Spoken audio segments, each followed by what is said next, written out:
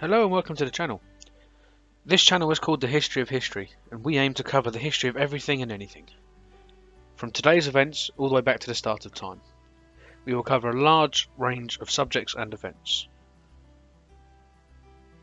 In this video, we are going to explain in the simplest of ways how the Axis powers got their name and a brief overview of what happened to them as the war went on. Some historical events haven't been included to try and stop the video going on for hours and hours, and if I pronounce anything wrong then I'm sorry. I don't speak Italian and I'll do my best not to butcher it. Also, any events that you feel were important, feel free to add them in the comments below. Right, with that out of the way, let's get on with the video. First of November 1936, Milan. This Berlin-Rome Protocol was not a barrier. It is rather an axis around which all European states, animated by a desire for peace, may collaborate on troubles. Benito Mussolini called this out at a speech in front of hundreds of thousands of people, with his new friends, the Germans, by his side. Although this is a rather simple statement, it coined the phrase the Italians, Japanese and other countries that fought against the Allies in World War II became to be known as. It is important to try and understand the state of mind of the man who said it, and what it would mean for the future safety of his country, or so he hoped.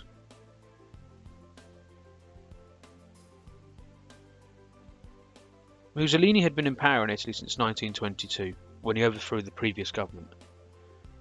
He ran a fascist government as a dictator. His official title was the Prime Minister of Italy, but he was often known as Il Duce, which roughly translates into leader in Italian. He was known to have very far-right views.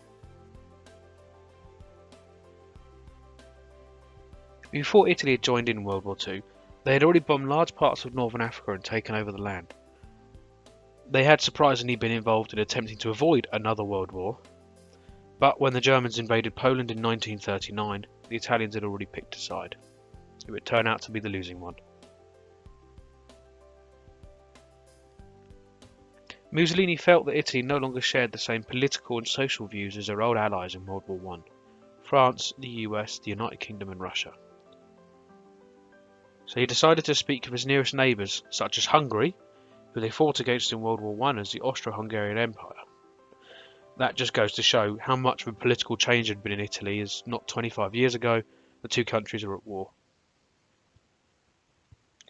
He also spoke to Switzerland, Yugoslavia and Germany, hoping to find a like-minded soul.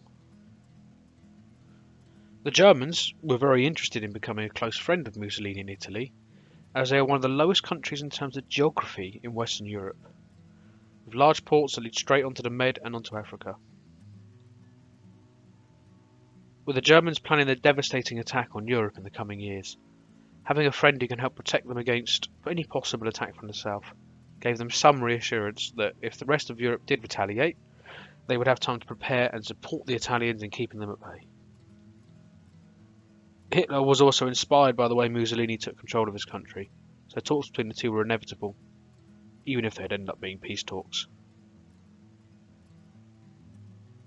Germany decided to open talks with Mussolini, as Hitler recognised the strategical importance of Italy. The other countries that Mussolini spoke to, well, the response is not well known, but looking at what happened to them during the war, it's not difficult to work out what they may have said back. The Swiss decided to stay neutral during World War II, and still are to this day. The Austrians were unfortunately annexed by Germany early in the war, and Yugoslavia was invaded by Italy in 1941 with Germany and Hungary's help. On May the 22nd, 1939, Italy and Germany signed a political and military alliance in Berlin, giving birth to the Axis powers. Mussolini called the new military alliance the Pact of Steel. He originally wanted to call it the Pact of Blood, but decided against it as his party worried what the Italian public would think and how they would react to such a name. Mussolini liked the idea of having the supreme power and armoured strength of Germany at his side, as it allowed him to feel some security. It also allowed him to look into his plans to extend Italy's influence in southern Europe and Africa. All he had to do was allow the German troops and equipment in, and give them some troops of his own if they asked. For that small price he would not have to worry, as he felt the Allies would not dare invade a war-ready Italy from any direction, and Germany would be forced to react. The pact also meant that neither country could sue for peace without the other one, effectively forcing the countries to work together as allies. History showed how well that worked out. Now, although they were technically a team and on the same side, the Italians and Germans did not fully trust each other. Often they didn't explain their plans to the other side. They tended to react to what the other one did rather than working as the team they claimed to be. On the 27th of September 1940, the Pact of Steel would become the Tripartite Pact, with Japan making up the third country in the group. Other countries joined as time went on, but as they did not declare war on all allies, they technically weren't classed as leading members. It stayed like this till Italy fell to the Allies on May 8, 1943. The Germans continued to fight the Allies as they retreated up Italy. They eventually surrendered on May 2, 1945, just 5 days before the fall of Berlin. The last to join the Axis ended up, ironically, being the last one standing.